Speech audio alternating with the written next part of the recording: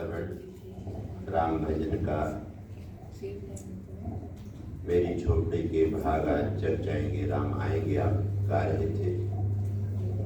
और राम के साथ में बहुत सारा काम लगा हुआ है और उसी को लेके ही ये रामोत्सव है, राम कीर्तन है, क्योंकि वहीं से यात्रा शुरू होती है उत्तम जीवन की, उत्तम संस्कारों की। तो आप सभी उपस्थित पुण्यात्माओं को नमन। आइए अब अपनी अपनी जगह में सीधे बैठकर सबसे पहले गुरु मंत्र का उच्चारण करेंगे।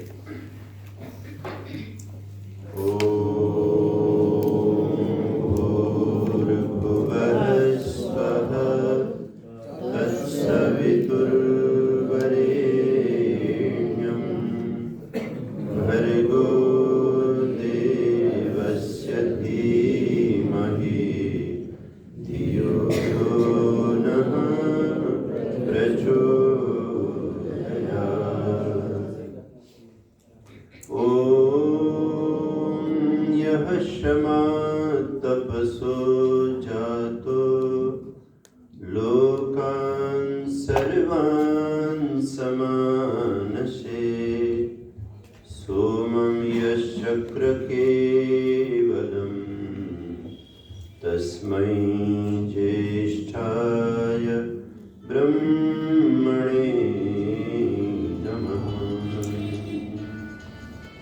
ब्रह्मणे नमः, ब्रह्मणे नमः। वसुदेवसुतं देवं कंसचाणूरमर्दनं देवकी परमानन्दं कृष्णं वन्दे जगद्गुरुं। कृष्णं वन्दे जगद्गुरुं, कृष्णं वन्दे जगद्गुरुं। तेरी कृपा के बिना हे प्रभु मंगलमूर्त पत्ता तक हिलता नहीं, खिले न कोई फूल। ओम शांति शांति शांति।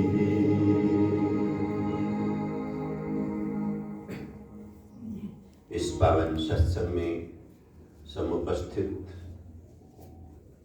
हमारे संगीताचार्य देवार्य जी, इस समाज के समस्त समर्पित आत्मा, अधिकारीगण, मातृशक्ति, धर्म प्रेमी सज्जनों, आइए भगवान कृष्ण की ये जो मंगलमयी वाणी है, जिसकी कथा की गंगा में हम सब विगत 4 दिनों से स्नान कर रहे हैं, उसी प्रवाह से जुड़ते हैं। सबसे पहले संकीर्तन होगा। श्री कृष्ण ने प्यारी गीता गाई है, मुक्ति देने वाली गंगा लाई है। आइए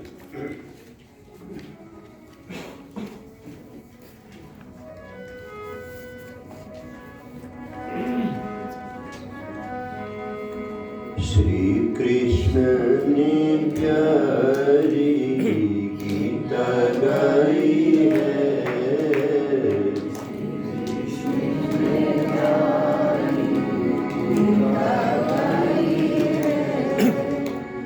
मुक्ति देने वाली गंगा लाई है, मुक्ति देने वाली गंगा लाई है, गंगा लाई है।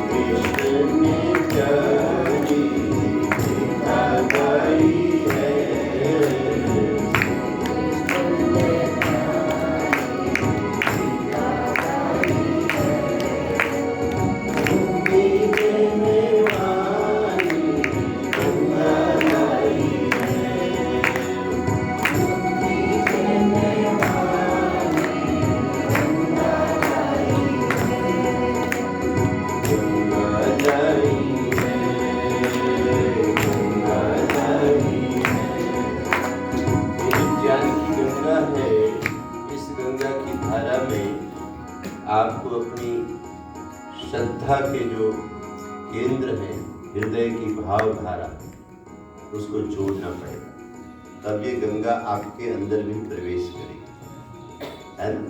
कि जैसे कहीं से जल धारा आ रही हो, जो रास्ता अगर बंद होगा तो धारा उसमें प्रवेश नहीं करेगी। तो कथा की गंगा सप्तजल में आई हुई है, और हम सब मंदिर में बैठे हुए संगीत की सुर लहरियों के साथ अपने आप को जोड़ रहे हैं। तो सब कुछ भुला के इस ज्ञान की गंगा से अपनी चेतना को जोड़िए और भाव से गाइए। श्री कृष्ण ने प्यारी गीता गाई है,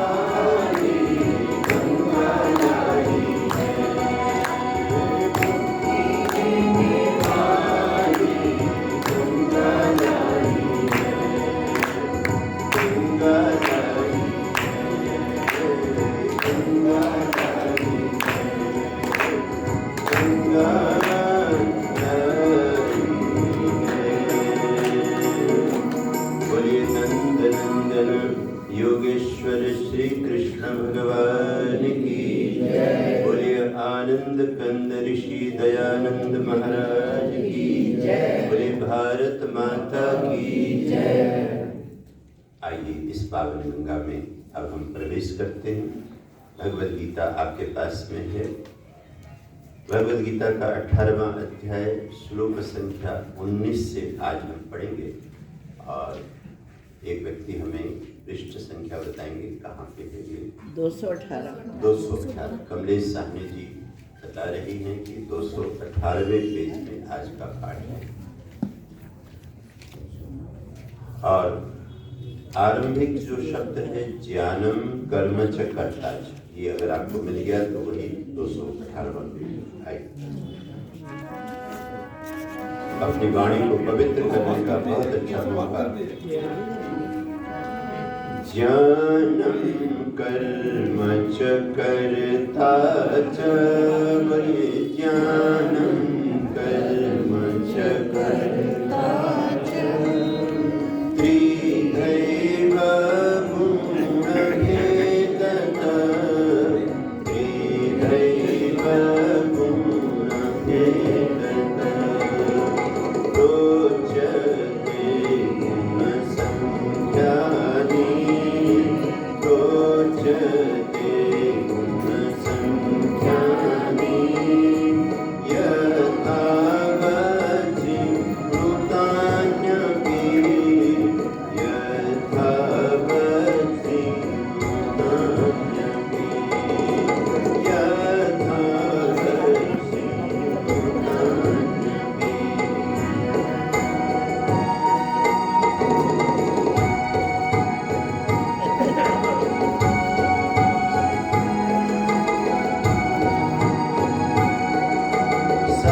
सर्वभूतेषु निर्दैवं भावम् अव्ययमीक्षते, भावम् अव्ययमीक्षते, अभिभक्तं विभक्तेषु तज्ज्ञानं विद्धि सात्विकम्, तज्ज्ञानं विद्धि सात्विकम्, पृथक्त्वेन तु यज्ज्ञानं नानाभावं पृथक् विधं, नानाभावं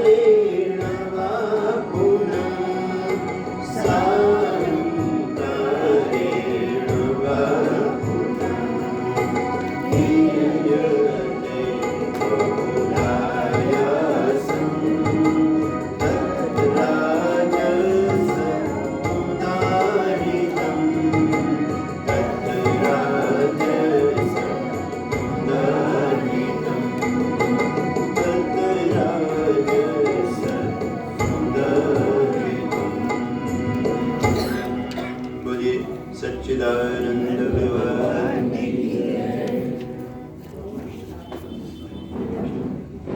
आइए संकीर्तन करें।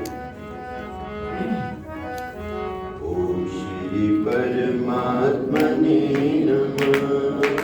ओम श्री परमात्मने नमः। ओम श्री परमात्मने नमः। ओम श्री परमात्मने नमः।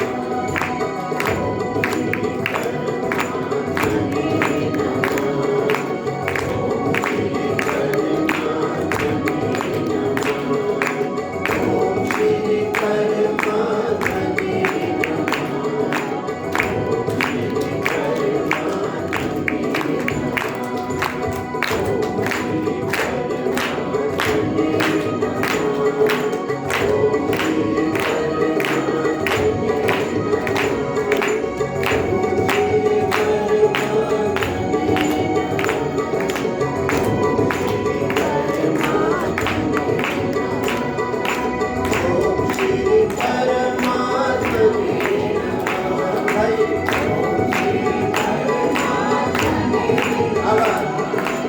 ओम श्री परमात्मने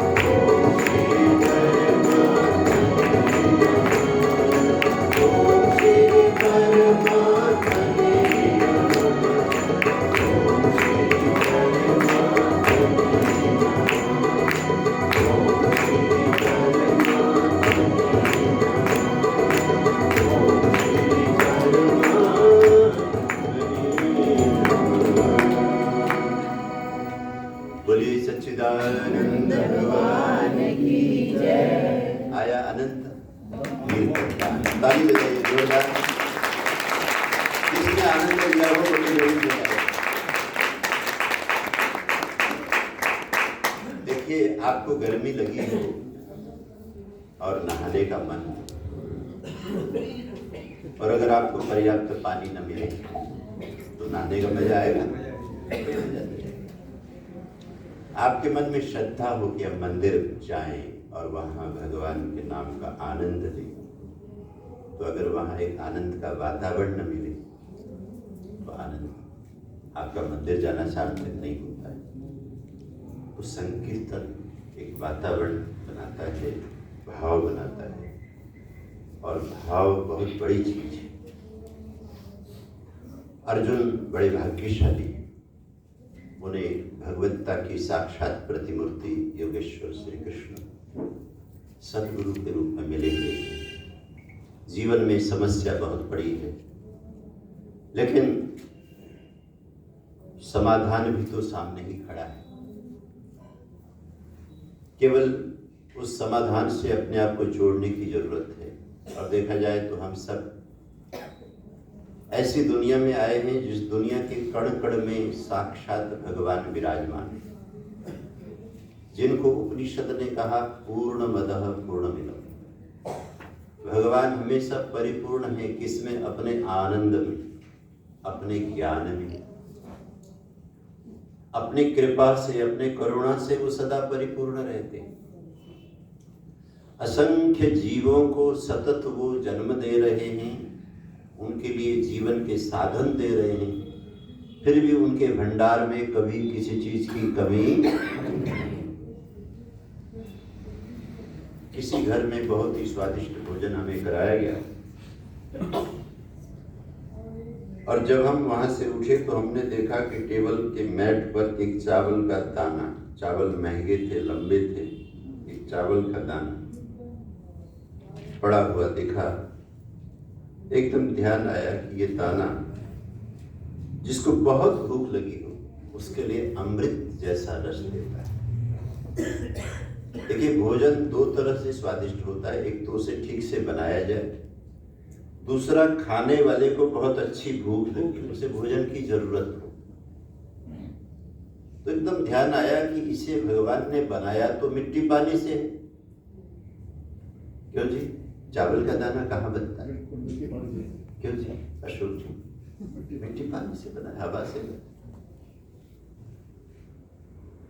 बासमती राइस के अलग अलग इलाके हैं, देहरादून का है, हमारे आरएसपुर का, जम्मू कश्मीर का अलग तरह का स्वाद है उसका।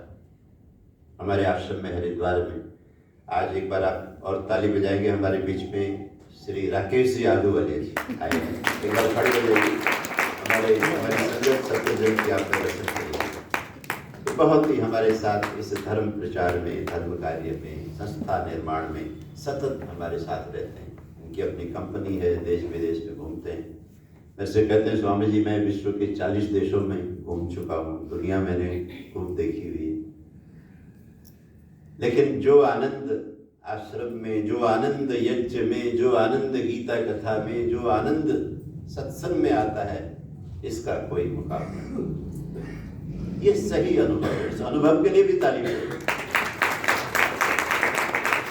आप तो दुनिया में घूम करके अनुभव ही तो पाते हैं ना। कहीं भी आप जाएंगे, स्विट्जरलैंड जाएंगे, कहीं भी जाएंगे, तो अध्यात्म का अनुभव अगर आपको होता है तो जैसे वो जो भूख लगा हुआ व्यक्ति है उसके लिए, तो मैंने उस दाने को देख करके विचार किया, ज्ञान पैदा हुआ कि प्रभु आपकी लीला अपरंपार है।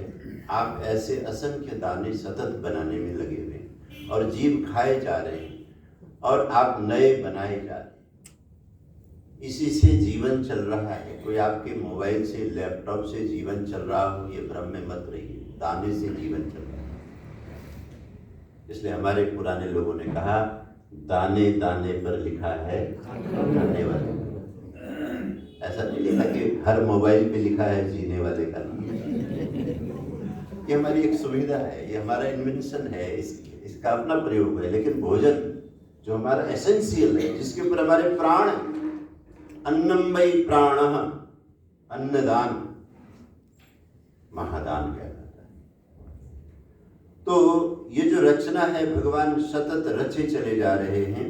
तो उनकी कृपा सब जगह होते हुए भी हम अपने जीवन में बहुत बार अकेला महसूस करते हैं, असमर्थ महसूस करते हैं, अभावग्रस्त महसूस करते हैं। तो उसका कारण भगवान की कृपा की कमी नहीं होती है, हमारे ज्ञान की कमी होती है, हमारे संस्कारों की कमी होती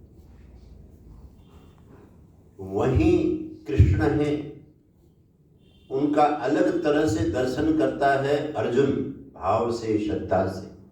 वही कृष्ण है, उनका अलग तरह से दर्शन करता है दुर्योधन, घृणा से, द्वेष से, कपट से। कृष्ण से कोई लाभ नहीं उठा सका वो अभागा व्यक्ति जो पूरी दुनिया का मालिक बनना चाहता है। आज भी कुछ लोग ऐसे हैं। आज जो श्लोक मेरे सामने हैं बहुत प्यारे श्लोक हैं, आप लोग ग्रंथ को खोलिए। कल भगवान ने बात शुरू की थी, कहने लगे देखो, ज्ञान भी 3 तरह का होता है, कर्म भी 3 तरह के होते हैं, और कर्म करने वाले भी 3 तरह के होते हैं। और ये दुनिया देखिए, इसीलिए विभिन्नता यहाँ पर है। ये जो इतनी सारी, जो इतना सारा वेरिएशन है, इतनी सारी अलग अलग धाराएं हैं, ये इसका मूल कारण ये त्रिक है, त्रिक। मैं कभी कभी अपने प्रेमियों से मजाक में कहा करता हूँ कि आप आश्रम आए हो, हरिद्वार आए हो, कभी यहाँ के मालिक से मिले? अच्छा जी, यहाँ का मालिक कौन है? मैंने कहा, हर की पौड़ी में आते ही खड़े नहीं वहां पर त्रिशूल लेकर के। ये प्रतिमा इसलिए बनाई गई कि आप समझ जाइए कि सारी की सारी दुनिया जो सर्वव्यापी शिव तत्व है, उसके 3 गुणों से बनाई गई दुनिया है। कोई सोचे कि मैं बहुत पढ़ा लिखा हो जाऊंगा, बहुत चालाक हो जाऊंगा और मैं बच कर रहूंगा, नहीं, उसके त्रिशूल से कोई बचा हुआ नहीं। और में से अगर त्रिशूल में से आलूवाले जी 3 हटा दो तो क्या रह जाएगा? सिर्फ सूल रह जाएगा। बाप रे, कितने फलाने को सूली पे टांग दिया। दुनिया में लोग भगवान की व्यवस्था को न जानने के कारण एक तरह से अपने आप को किसी न किसी कष्ट के कांटे में टंगा हुआ महसूस करते हैं। यही दुर्योधन है, यही दुशासन है, यही धृतराष्ट्र है, जो इस संसार को स्वर्ग बना सकते थे, खुद को भी स्वर्ग में रख सकते थे, सबके साथ आनंद से जी सकते थे। और आज भी कोई कमी नहीं इस पृथ्वी में। फिर भी इस पृथ्वी की लड़ाई देखो, रूस और यूक्रेन की लड़ाई इतनी भयानक चल रही थी, हमने सोचा आज बंद हुई, कल बंद हुई, वो तो बंद हुई नहीं, एक नई खुल गई। हमास के साथ इजराइल की लड़ाई खुल गई। अब ये बंद हो गई जल्दी और फैल रही है। ईरान जाकर के पाकिस्तान में भीतर मार रहा है। अरे भाई, उग्रवाद के भीतर भी उग्रवाद है, उसके भीतर भी एक और उग्रवाद है। ये पढ़े लिखे लोगों की दुनिया की स्थिति बनी हुई है जहाँ पे, और आज आएगा। ये क्यों हो रहा है? व्यक्ति चलता है अपने नॉलेज से। किससे चलता है? नॉलेज। अब उसका नॉलेज अगर तमोगुणी है तो फिर तमोगुणी डिसीजन लेगा। अगर उसका नॉलेज रजोगुणी है तो रजोगुणी डिसीजन लेगा, सतगुणी है तो सतगुणी डिसीजन लेगा। और ध्यान रखना कि अगर मनुष्य ने अपना नॉलेज सात्विक नहीं बनाया तो उसका नजरिया बहुत खतरनाक होगा। लेकिन भगवान ने इस गीता के क्रम में बहुत अच्छे श्लोक दिए, बात रखी। कह लगे ज्ञानम कर्म च कर्ता च त्रिधैव गुणभेदतः। ये त्रिशूल में सारा कुछ समाया हुआ है, त्रिशूल से बाहर कुछ नहीं है। 3 गुण है। प्रोच्यते गुण संख्या ने यथावत क्षमता नपी। इसको तुम क्रम से सुनो। कहते हैं एक व्यक्ति का ज्ञान, एक व्यक्ति का नॉलेज अगर सात्विक है तो उसका नजरिया कैसा होता है उसको पहचान। और आज हम मंदिर में आए हैं, आज हमने भगवत कीर्तन किया है, आज हम गीता पाठ कर रहे हैं। आज हम अपनी दृष्टि को भी देखें कि हमारा नजरिया कैसा है। कोई मिलता है उसको देखने का, किसी डील में हम हैं उन लोगों को देखने का, किसी रास्ते में हम जा रहे हैं उस रास्ते को देखने का, किसी देश में हम रह रहे हैं उस देश को देखने का। इस समग्र विश्व को हम अपनी ही आंख से देखते हैं। ध्यान रखना, किसी पड़ोसी की आंख हमारे काम नहीं आती। जैसे फिजिकली आपको अपनी ही आंख से देखना होता है, अगल बगल में हजारों आंखें भी हों, अगर आपकी आंख बंद हो तो आपको कुछ नहीं दिखाई देता। तो आपको अपनी आंख से देखना है। तो फिर ठीक इसी तरह से व्यक्ति अपने इन तीनों गुणों में से किसी न किसी ज्ञान से ही जगत को देखता है। तो देखिए वो जो दिव्य दृष्टि है जिसे लिए हुए कृष्ण आए, राम आएंगे। अभी हम कीर्तन कर रहे थे, क्या प्यारी छवि बनाई है राम जी की बनाने वालों ने। और हमारी माता गायत्री जी बैठी, इन्होंने तो आते ही पहले दिन उनकी छवि भेंट कर दी कि राम मंदिर, एक बार ताली बजाइए कि कलाकार ने जो छवि मेरी, जो करुणा, जो दया किसी दिव्य देवतामय व्यक्ति में होना चाहिए, वो सब राम के अंदर विद्यमान है।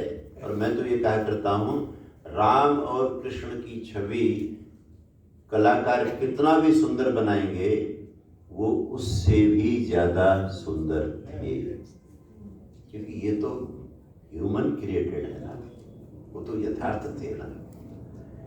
और वो खूबसूरती किसकी वजह से थी? जो उनके अंदर दिव्यताएं भरी हुई, उनके अंदर जो गुण भरे हुए थे। तो कहते हैं ये गुण राम जी में आप देख सकते हो, कृष्ण जी में देख सकते हो। 20वें श्लोक में कहा, सर्वभूतेषु येनैकं भावम अव्ययम इक्षते अविभक्तम च अविभक्तम विभक्तेषु तज्ज्ञानम विद्धि राजसम। अच्छा आप देखो, अब यहाँ हॉल में भी हम बैठे हैं, सब चीजें अलग अलग है। पानी की बोतल अलग है, बोतल से पानी अलग है, बोतल से ट्रे अलग है, ट्रे से बोतल अलग है, स्टेज अलग है, कपड़ा अलग है, बाजा अलग है, वो अलग है, मैं अलग हूँ, आप सब अलग है। सभी चीजें विभक्त है और विभक्त से ही सृष्टि का प्रवाह चलता है। ध्यान रखना, ये जो विभाजन है ये ही जीवन है। जो नारी है वो नर नहीं है, जो नर है वो नारी नहीं है, जो बालक है वो बूढ़ा नहीं है, जो बूढ़ा है वो जवान नहीं है। जो अमीर है वो गरीब नहीं है, जो गरीब है वो अमीर नहीं है, जो पढ़ा लिखा है वो अनपढ़ नहीं है, जो अनपढ़ है वो पढ़ा लिखा नहीं है, विभक्त है, बटा। और मैं तो कभी कभी भाषा विज्ञान पर भी भगवान की दया महसूस करता हूँ। भारत में काफी ज्यादा भाषाएं बोली जाती हैं, हालांकि अन्य अन्य देशों में भाषाएं, भाषा भी, जो भाषा का जो विभाजन है ये भी ब्यूटी ऑफ क्रिएशन है, फैसिलिटी ऑफ क्रिएशन। जैसे आपको अपना एक मकान बनाना होता है तो जमीन वही होती है, लेकिन आप उसकी अलग से रजिस्ट्री करते हो, उसका अपने ढंग का नक्शा बनाते हो, अपनी मनचाही जगह में वॉशरूम बनाते हो, किचन बनाते हो, ड्राइंग रूम बनाते हो, आपकी मर्जी की एक जगह मिल गई आपको, वो आपकी जगह। ऐसे ही जो लैंग्वेज है, कोई सिंधी बोल रहा है, कोई पंजाबी बोल रहा है, कोई हरियाणी भी बोल रहा है, कोई यूपी की भाषा बोल रहा है, अलग अलग भाषाएं, हर भाषा की अपनी एक ब्यूटी है। क्योंकि मुझे तो भगवान ने सबसे ज्यादा लोगों में रखा। आप आसाम में आइए, वहाँ की असमी सुनिए, आप जाइए, हमारी कमलेश बहन जी भी गई हुई थी, एक बार मैं चेन्नई में कथा करने चला गया। तमिलनाडु में जाइए, आप तमिल भाषा को देखिए, और कन्नड़ को देखिए, और तेलुगु को देखिए। हर भाषा एक तरह से अलग से आपको प्राइवेसी देती है। आप चाहते हो अपनों से कोई अपनी बात करें तो चुपके से उस भाषा में बोला, ताकि किसी को डिस्टर्ब करने की जरूरत नहीं। ये सुविधा है, फैसिलिटी, ये ब्यूटी है। हमारे स्वामी रामदेव जी जब उछलते हैं ना टीवी में, सुबह सुबह उछलते हैं, उनके लिए भी ताली बजाओ। आखिर कहीं ना कहीं हरियाणी निकल ही आती है, उनकी भाषा में कहीं ना कहीं हरियाणी भी पना निकल के आता है। उसकी भी एक ब्यूटी है, उसकी उस भाषा से भी वो एक तरह से लोगों से अपने आप को कनेक्टेड करते हैं। जो गांव के हैं, अनपढ़ हैं, अशिक्षित हैं, उन्हें हम संस्कृत नहीं पढ़ा सकते, वेद नहीं पढ़ा सकते, चलो भाई थारी भाषा से समझाने लग रहा है, ऐसा बोल दिया उन्होंने, भाई तुम्हारी भाषा में बोल रहा हूं, तो वो व्यक्ति प्रभावित हो जाता है। ये ब्यूटी ऑफ क्रिएशन है। लेकिन आपने तो इसको झगड़े का विषय बना रखा है, आपने तो इसे राग द्वेष का विषय बना रखा है। भगवान ने चीज दी थी सुख के लिए, आनंद के लिए, उसी को आपने दुख का विषय बना रखा है। ये जी हिंदी भाषी हैं, ये लोग जी हम जो है साउथ इंडियन है, नॉर्थ इंडियन है। ये मनुष्य बहुत अभागा है। इसको जो चीज सुख के लिए दी गई थी, उसी चीज का उपयोग ये दुख को बढ़ाने में कर रहा है। तो कहते हैं ज्ञानम तो सर्वभूतेषु येनैकं भावम अव्ययम् ईक्षते। एक दृष्टि जो योगी की होती है, सात्विक व्यक्ति की होती है, वही ज्यादा से ज्यादा लोगों की जब होगी ना, ये दुनिया बहुत खूबसूरत हो जाएगी। इस दुनिया में फिर झगड़े नहीं होंगे, राग द्वेष नहीं होंगे। वो क्या है कि वो ये मानेगा कि विभक्तेषु अविभक्तम, ये जो सब कुछ बटा हुआ है, इस सब कुछ बटा हुए के अंदर एक बिल्कुल न बटा हुआ विराजमान बैठा हुआ है। अविभक्तम विभक्तेषु, बटे हुए के भीतर बिल्कुल कभी न बटने वाला एक विराजमान है, जिसको वेद ने कहा ईशावास्यम इदम सर्वम। वो ईश्वर सर्वत्र, पूर्ण ईश्वर विभक्त में अविभक्त होकर बैठा हुआ है। और फिर वो क्या देखता है, एकम भावम अव्ययम इक्षते, वो एक अव्यय भाव को देखता है। अब आप थोड़ा सा देखिए, सत्ता की दृष्टि से सभी चीजें एक ही हैं या नहीं? हम हर चीज के साथ क्या लगाते हैं? माइक है, कीबोर्ड है। हालांकि माइक कीबोर्ड नहीं है और कीबोर्ड माइक नहीं है, लेकिन दोनों है, दोनों सत्ता है ना?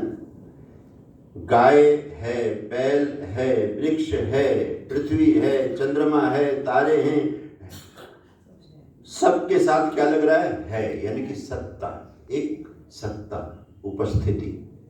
तो कहते हैं इसी तरह से जो व्यक्ति कैसा देखता है, और इसको मैं गहराई से समझाता हूँ, मेरी माताओं बहनों के लिए ज्यादा सरल हो जाएगा। हाथ के कड़े हैं, है ना, कान की बालियां हैं, गले की चैन है ना, सब सारे गहने हैं, लेकिन सब बने किससे हैं? सोने से बने हैं। ये सब सोना है और कुछ नहीं। क्यों जी पिंकी जी, है ना, ऐसा हो जाएगा?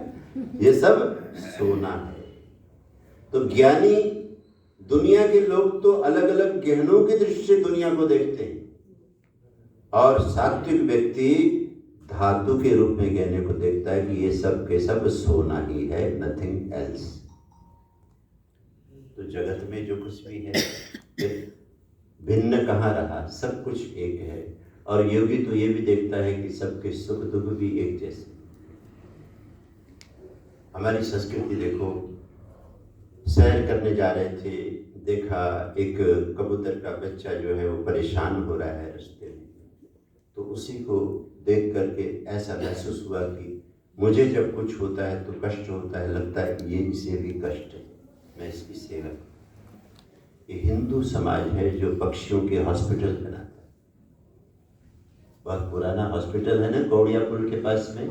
हमारे रामलाल जी के लिए ताली बजाइए। ये वो व्यक्ति हैं जिन्होंने सर्विस के समय जो कोड़ी लोग होते हैं, सड़क में पड़े हुए लोग होते हैं, उनको उनका इलाज ये करवाएगा। ये भाव है, ये संस्कार है। ऐसा करने से मुझे कोई इनाम देगा ये भाव नहीं, लेकिन मन में एकत्व का भाव कि मैं भी, अगर मुझे कष्ट होने पर मुझे कितना दुख होता है, आज मैं ठीक हूँ तो मैं किसी का कष्ट हरण नहीं। ये सात्विक व्यक्ति करता है। इस पृथ्वी में इस समय केवल और केवल सत्य सनातन वैदिक धर्म को मानने वाली जाति ही वो जाति है जो वसुधैव कुटुंबकम को मानती है। क्या मानती है? वसुधैव कुटुंबकम। G20 में हमारे प्रधानमंत्री जी ने इसी को मोटो बना करके, वो क्या नाम रखा उसका जो नया बनाया इन्होंने, भारत मंडपम।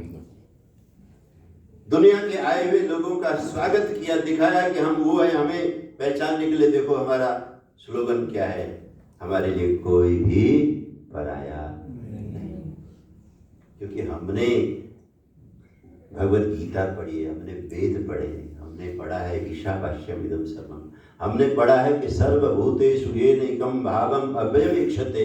सात्विक नजरिया, सात्विक ज्ञान विभक्त जगत में अविभक्त को देखना है, इस बटे हुए में उस परम सत्ता को देखना है जो भी एक ही है।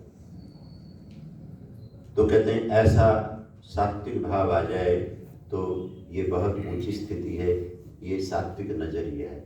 आज अगर हमारा नजरिया नहीं है, तो अगर हम चाहते हैं कि जीवन को ऊंचा उठाएं, तो ये नजरिया हमको अर्जित करना पड़ेगा, हमें बनाना पड़ेगा। छोटी छोटी चीजों से आप शुरू कर सकते हो। वो कोई माता बहन सप्तजनी की तो होनी ही नहीं चाहिए। पुराने समय की बात थी, अंगीठी में रोटियां बनती थी, बाबूजी को भी खिलाना है और दुकान के सेवक को भी खिलाना है, ताकि दोनों फटाफट चाबी लेकर दुकान में जाएं।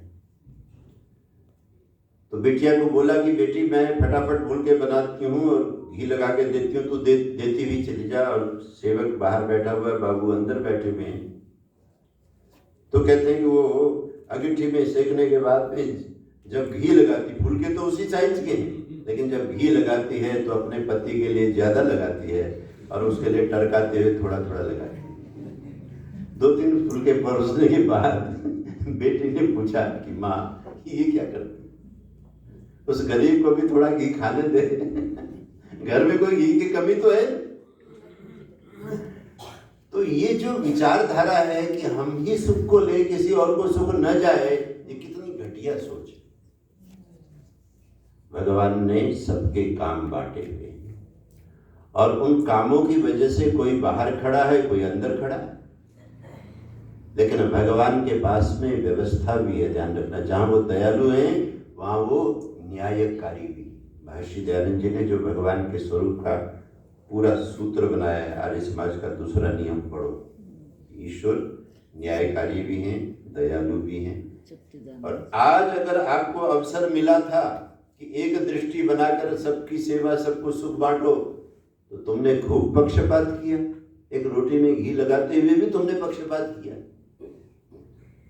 तो फिर तुम्हारी गति बहुत अच्छी होने वाली नहीं। तो कहते हैं सर्वभूतेषु येनैकम्, इसलिए बहुत सारे मंत्र हमारे विवाह की वेदी में आचार्यगण उनकी व्याख्या करते हुए समझाते हैं कि तुम गृहिणी बनोगी तो सबको खिला करके खाओ। यहाँ तक कि जो सेवक लोग हैं उनको भी खिला करके खाने वाली देवी को अच्छा माना गया, कि उसने सबको तृप्त कर दिया। सबको सुला करके सोओगी, सबको बिठा करके बैठोगी, तब तुम्हारा गृह पत्नी होना, गृह स्वामिनी होना सार्थक है। ये हमारी संस्कृति है। तो कहते हैं लेकिन ये तो बहुत ऊंची स्थिति है मेरे प्यारे अर्जुन। जब दूसरी स्थिति आती है तो क्या होता है? पृथक्त्वेन तु यज्ञानम नाना भावान पृथक विधान वेत्ति सर्वेषु भूतेषु तज्ज्ञानम विद्धि राजसम। जब राजस ज्ञान से व्यक्ति चल रहा होता है तो तब वो अलग अलग चीजों को देखता है और अलग अलग भागों में उनका मूल्यांकन करता है और अलग अलग चीजों में वो व्यवहार करता है। और इतना व्यवहार करता है, एक वकील साहब थे, वो भी सार्वजनिक के लिए पे नहीं थे, किसी वकील से मुझे मत जोड़े। उन्होंने अपने पास में लगभग 7 कुर्सियां रखी हुई थी, 7 तरह की कुर्सियां रखी हुई थी, 7 कैटेगरी की रखी हुई। कहते हैं कि सेवक को बताया हुआ था, अपने अटेंडेंट को बताया हुआ था कि देखो जैसा व्यक्ति गेट में दिखाई दे ना, उसको वैसी कुर्सी देना। बिल्कुल साधारण व्यक्ति, तुम्हें लगे कि इसके केस को लड़ने से मुझे फीस बहुत ही कम मिलेगी, तो उसको 7वीं कुर्सी देना। थोड़ी ज्यादा फीस देने वाला जैसे दिखे तो चढ़ी देना। इस तरह से उसको ट्रेनिंग दी हुई थी। एक नगर के सेठ थे, दुर्भाग्य यह था कि उनकी संतान कोई थी नहीं। जैसे हमारी कथा में चल रहा है, कथा में तो बेचारे वो 4-4 बेटों के पिता होते हुए भी अपनी गिन्नियों की थैली लेके घूम रहे हैं।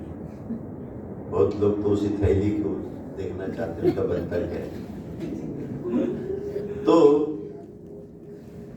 तो कहते हैं वो जो नगर सेठ था उसकी कोई संतान नहीं थी और अकेला था, पत्नी भी नहीं थी। तो सोचा कि वकील साहब के पास जाकर के जो कुछ भी भगवान ने दिया है उसका कुछ निर्णय करना चाहिए।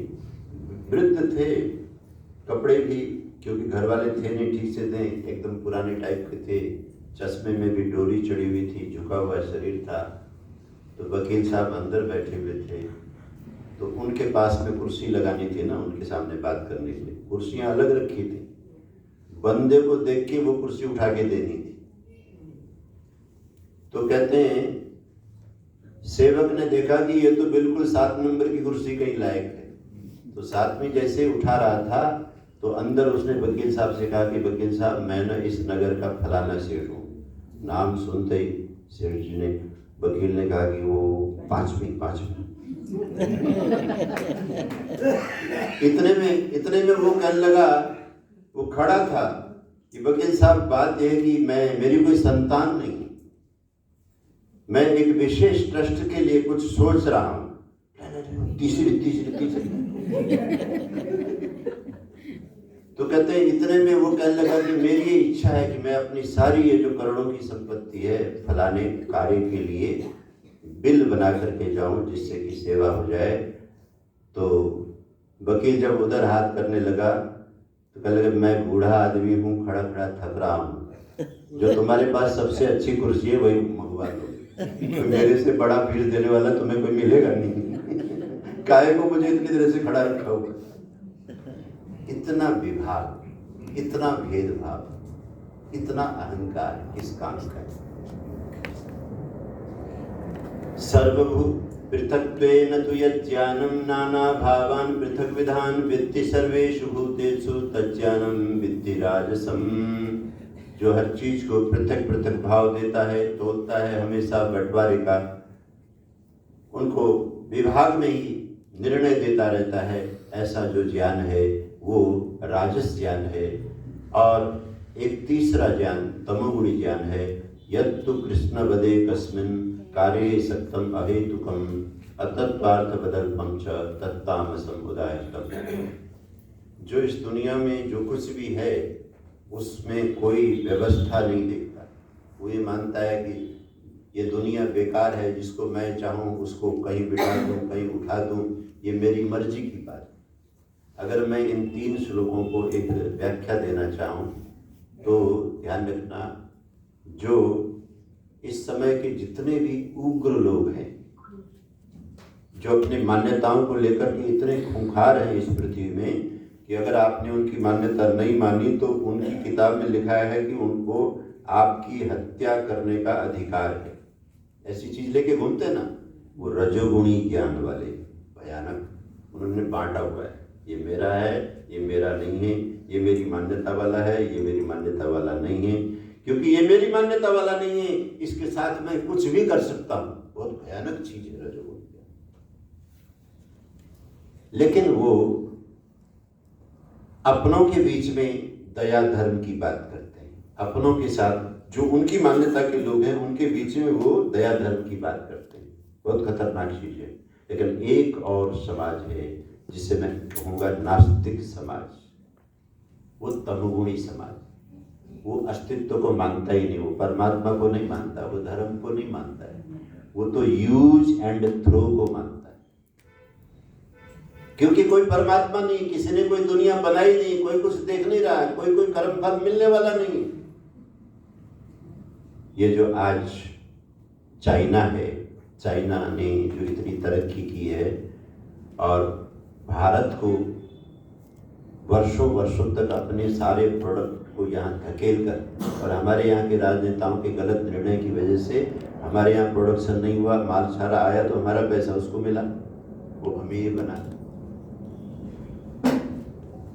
उसकी मान्यता में यह है कि कोई धर्म नहीं, हम तो राम के कीर्तन कर रहे हैं, हम तो राम के मंदिर बना रहे हैं, हम तो तीर्थ को जगा रहे हैं, हम तो वेद शास्त्र को लेके घूम रहे हैं, गीता को लेके घूम रहे हैं, हम तो हर एक को कह रहे हैं कि नहीं परमात्मा है, उसको मानो और उसकी व्यवस्था को लाने के लिए राम राज्य का आयोजन करो। लेकिन उनके यहाँ तो कोई मान्यता है। मान्यता क्या है? मान्यता है कि जो हमने कानून बनाया है उसका पालन करने के लिए तुम तैयार रहो। चाइना की उन्नति के पीछे कम्युनिज्म क्या है? कम्युनिज्म ने क्या किया? इंसान को मशीन बना दिया। जैसे पंखा है, पंखे मैंने एक बटन लगा रखा है कि पंखे का काम है, मैंने बटन दबाया और वो चल पड़े, नहीं चले तो उसको उतार के मैं फेंक दूंगा। तो एक कानून बनाया उन्होंने, जो उनके यहाँ व्यवस्था है इस समय जिनपिंग है, व्यवस्था यह है कि जो व्यवस्था दी गई है उस पर चुपचाप चलो, जो चूं चां करेगा उसको गोली से उड़ा दिया जाएगा। कम्युनिस्ट ने यही कहा। उसने दुनिया में 2 चीजों के खिलाफ में अभियान चलाया था, दास कैपिटल आदि पढ़ करके आप देखिए कि 2 जहर पृथ्वी से हटाओ तभी ये पृथ्वी रहने लायक हो जाएगी। एक ईश्वर है ऐसा मानना और दूसरा धर्म को मानना। ये दोनों चीजें पृथ्वी से हटाओगे तब ये पृथ्वी अच्छी हो जाएगी। इस काम में वो लगा और उस मान्यता ने इतनी हत्याएं की जिसकी आप गिनती कर नहीं सकते। कहते हैं रूस के जंगलों में आज भी सामूहिक कब्र मिलते हैं, 5-5 हजारों के डेड बॉडीज दबे हुए मिलते हैं। जिन्होंने भी उनकी बात नहीं मानी उनको गोली से उड़ा दिया। बताओ कितना कठिन खतरनाक समय रहा हो। लेकिन हम प्रणाम करते हैं अपने ऋषि मुनियों को, गुरुजनों को। भारत के ऊपर बहुत संकट आए, यहाँ तरह तरह की पार्टियां बन गई। यहाँ भी आज भी उनके कुछ आका लोग, कम्युनिस्ट लोग रहते हैं कि भारत लाल झंडे के नीचे लाने के, नक्सलाइट चलाने का प्रयास करते हैं।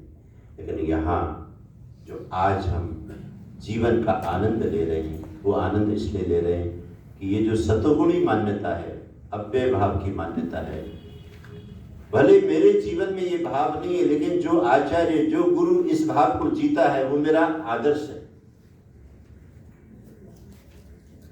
हम अपने बच्चों को मंदिरों में ले जाना, हम अपने बच्चों को तीर्थों में ले जाना, हम अपने बच्चों को सत्संग में ले जाना सौभाग्य मानते हैं, क्योंकि वहाँ कोई न कोई ऐसा विचार का व्यक्ति होगा जो वसुधैव कुटुंबकम सर्वे भवन्तु सुखिनः इसकी शिक्षा दे। आज हमारा बच्चा ये शिक्षा लेगा तो कल जब मेरे जीवन में संकट आएगी तो ये बच्चा मेरे काम आएगा। इसलिए मैंने कथा में एक दिन बीच में कहा था, संपत्ति बड़ी या संस्कार बड़े, संस्कार ही बड़े, संस्कार बड़े। और एम्स तो यहीं पास में ही है, सफदरजंग भी यहीं। इसी एम्स में कोई व्यक्ति अपने बूढ़े पिता को, जो बेचारा चल नहीं पा रहा था, जिसकी बॉडी से दवाइयों की स्मेल आ रही थी, वो जब घर लेकर के गया इलाज करके, तो उसका बेटा कहने लगा कि पापा, दादाजी के शरीर से तो दुर्गंध आ रही है। तो उस समय तो बेटे को कुछ नहीं कहा, पिताजी को बिठाया, कुछ खिलाया पिलाया और बेटे को कमरे में लेके गया। बेटा, तूने जिस स्कूल में पढ़ता है वहाँ पितृभक्ति नहीं सिखाई जाती ना, तुझे दादाजी से बदबू आ रही, आज से कान पकड़ के कसम खा ले, अपने बड़ों के सामने ऐसा वचन कभी नहीं बोलते। तुझे बदबू आए, कुछ आए, वो हमारे पूजनीय है, क्योंकि हमको सिखाया गया मातृदेवो भव पितृदेवो भव। आज तू इतनी बड़ी कोठी में रहता है, ड्राइवर तुझे लेकर के स्कूल जाता है, ये किसने दिया है? ये इन्होंने दिया। तूने इसकी जवान, इनकी जवानी नहीं देखी, इनके दिन नहीं देखे। ये संस्कार हमारा धर्म सिखाता है, संस्कार।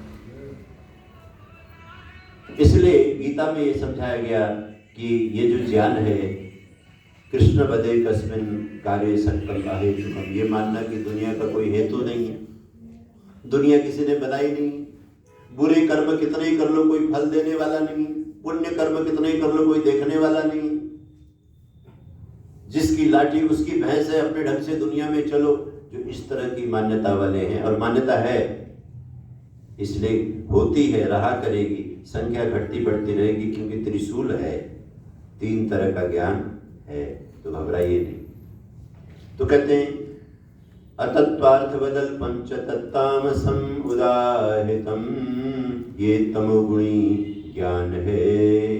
तो इसको, ये इस तमस ज्ञान से व्यक्ति का पतन होता है। और इसी तरह से कर्म भी 3 तरह का होता है। नियत कर्म जो संग रहित है और फल की इच्छा से रहित है, वो वाला जो कर्म है, क्योंकि वही कर्म एक आदमी करता है तो वो तमोगुणी हो सकता है, उसी कर्म को दूसरा करता है तो वो सतोगुणी हो सकता है, उसी को तीसरा करता है तो वो रजोगुणी हो सकता है। कर्म वही।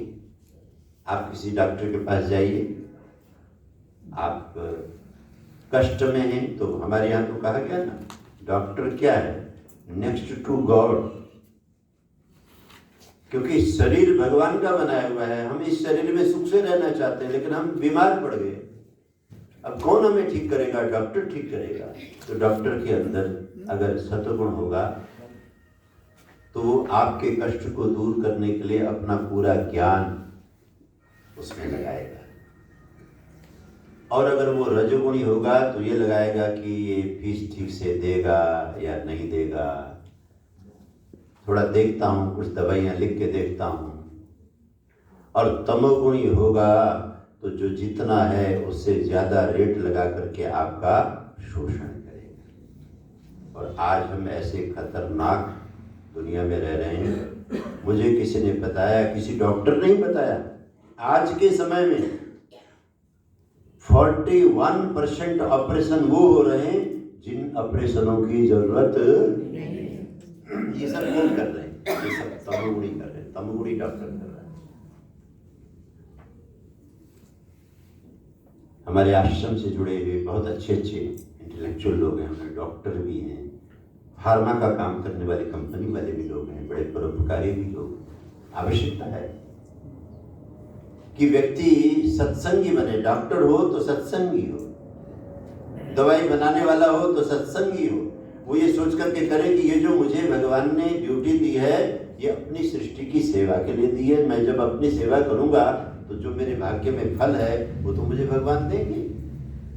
इस भाव से सेवा जो करता है वो कर्म अच्छा हो जाएगा। यत्तु कामे सुना कर्म साहंकारेण वा पुनः क्रियते बहुलायासम तद्राजसम उदाहृतम। किसी न किसी तृष्णा से भर करके कर्म करना। जैसे कि ये चारों लड़के हमारी कहानी में, चारों बहुएं हमारी कहानी में पिता की सेवा कर रहे हैं, अच्छी सब्जी खिला रहे हैं, अच्छा हलवा खिला रहे हैं, अच्छी तरह से उनका कपड़ों का ध्यान कर रहे हैं, लेकिन सब कामिल सुना, पिता के प्रति श्रद्धा नहीं है। पिता की थैली में जो सिक्के पड़े हैं, अब कहानी आ रही है आपके पास, चिंता मत कीजिए।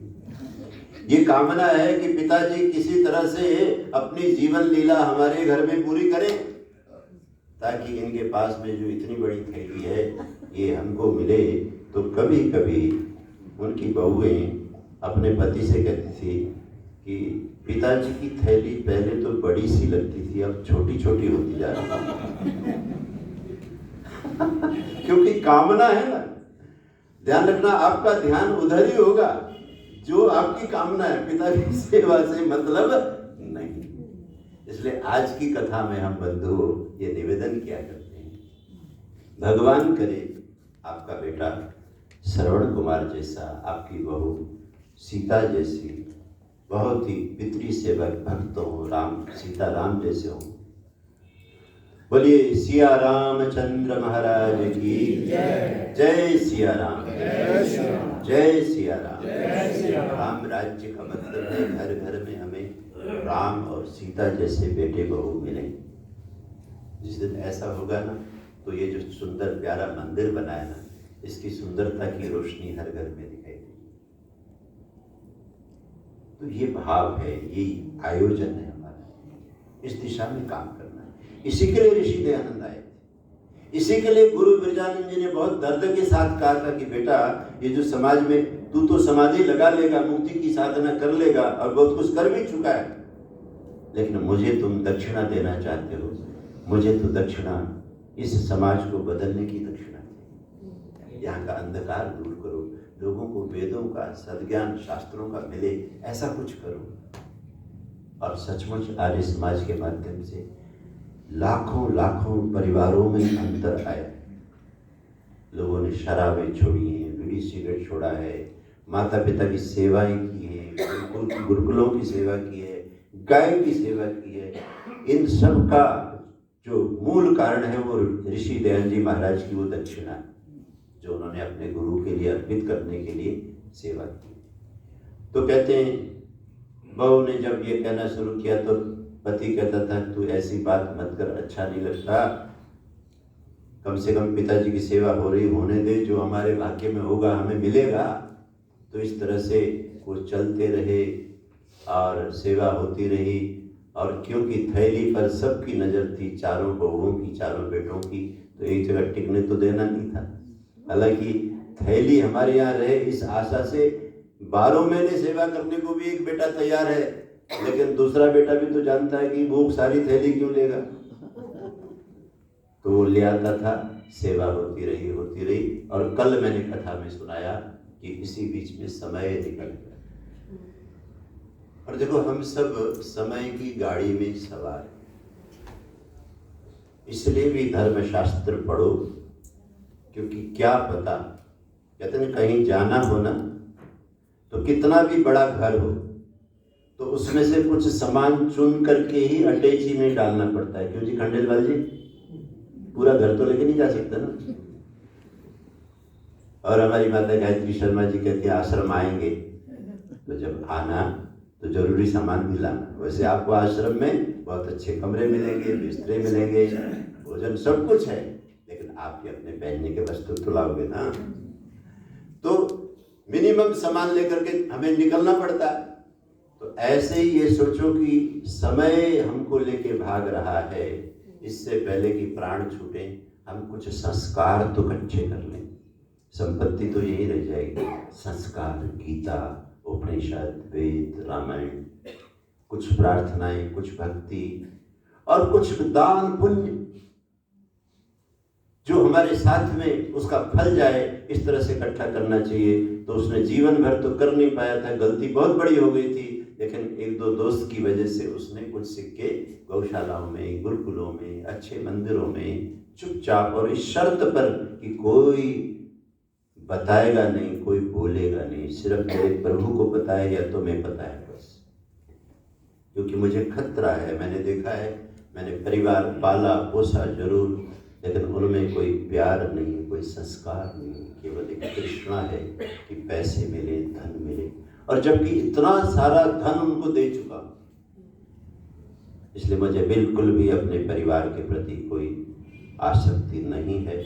ये उन लोगों से कहकर वो पुण्य करता रहा, और एक समय आया कि वो बीमार हो गए, और बीमार इसी तरह से डॉक्टर से इलाज शुरू हुई, इलाज चला। आपको पता है कि जब हमारे शरीर में जीवन शक्ति का क्षय होता है,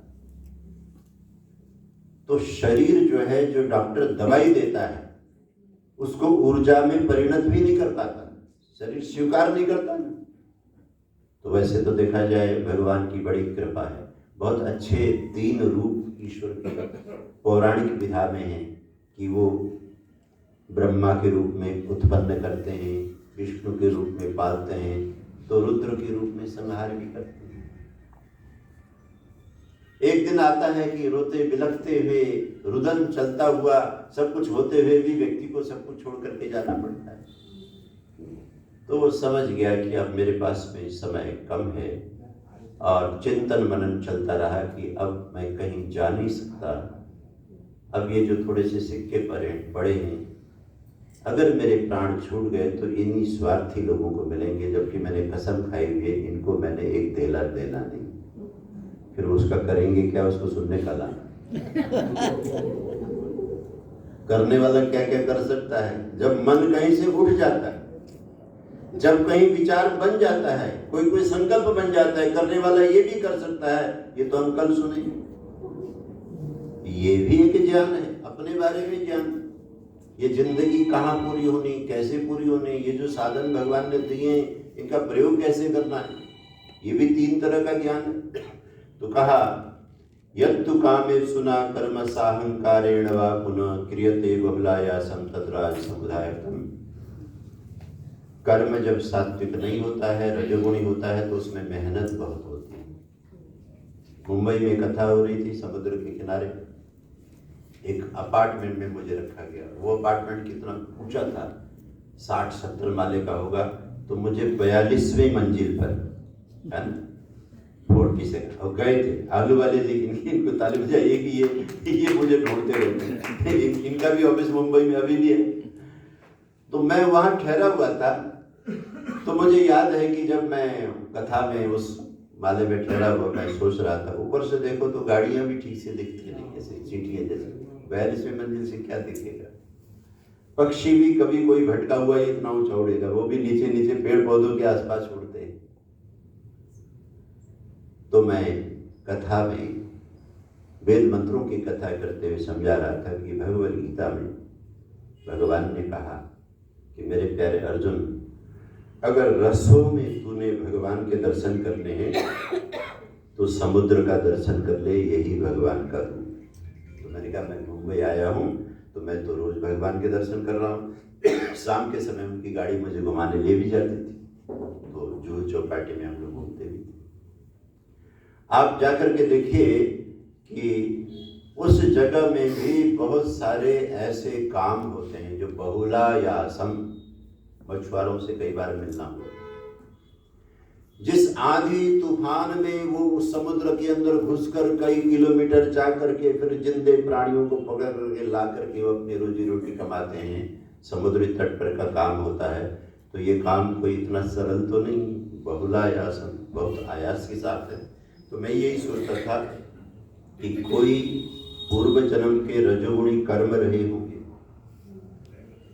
जिसकी वजह से इसको अपना पेट पालने के लिए कितनी मछलियों की जान लेनी पड़ रही, और उस जान को लेने के लिए भी अपनी जान दे करके समुद्र में घुसना पड़ रहा है। बहुला या संगीता में कहा रजोगुणी कर्म करने वाले व्यक्ति को एक के बाद एक बहुत मेहनत के काम मिलते हैं।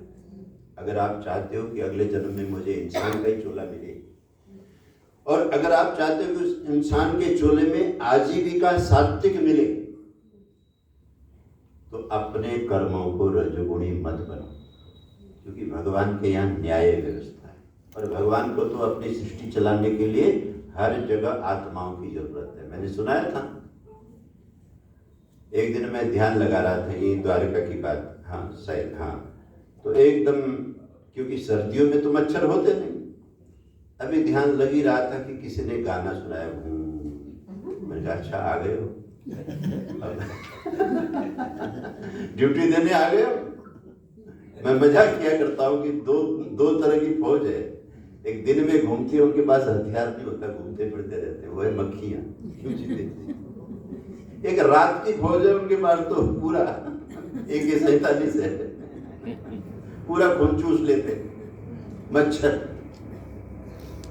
इनके भीतर भी आत्माएं हैं,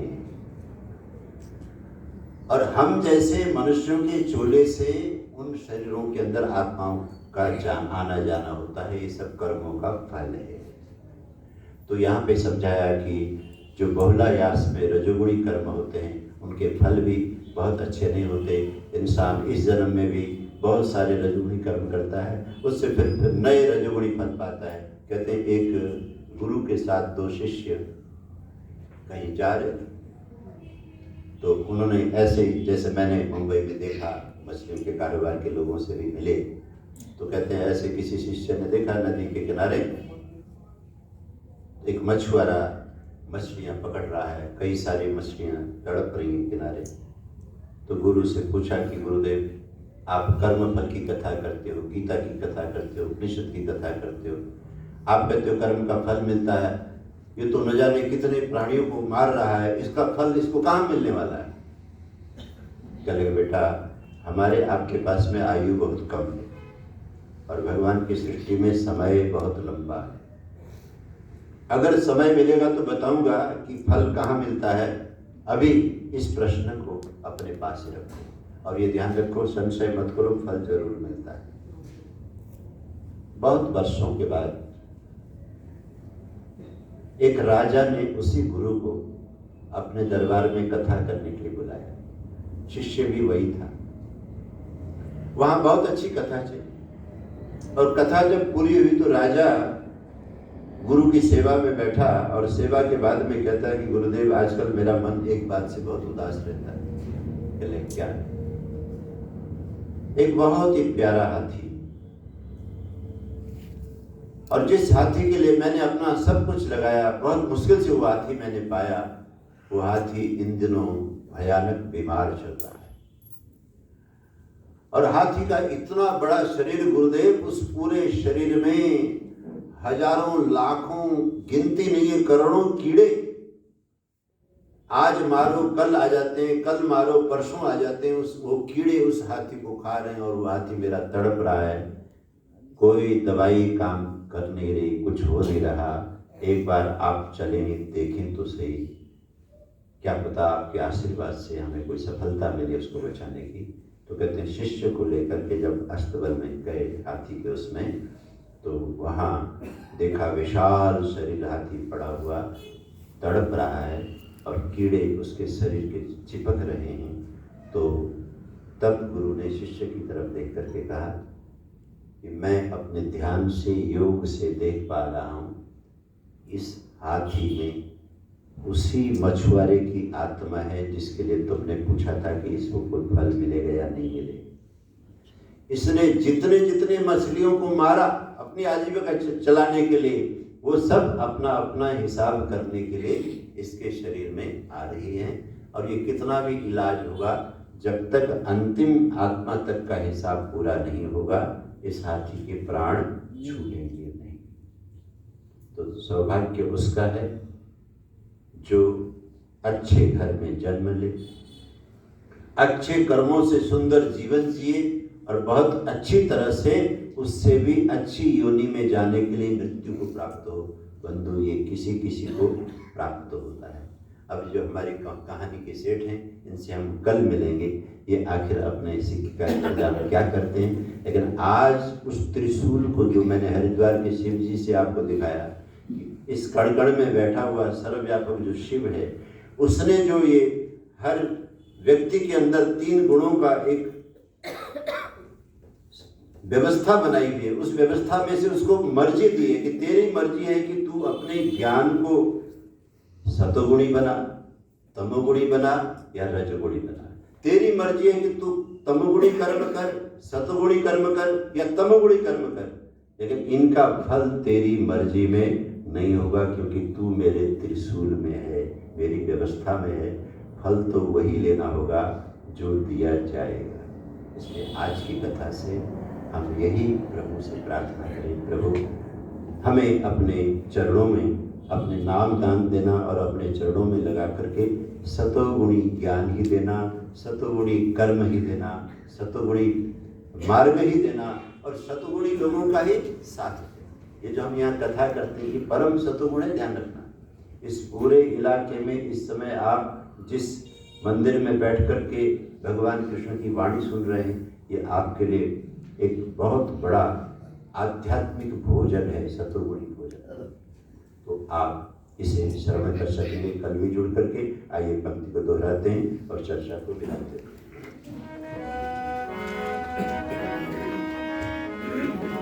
श्री कृष्ण गोविंद माधव की केशव की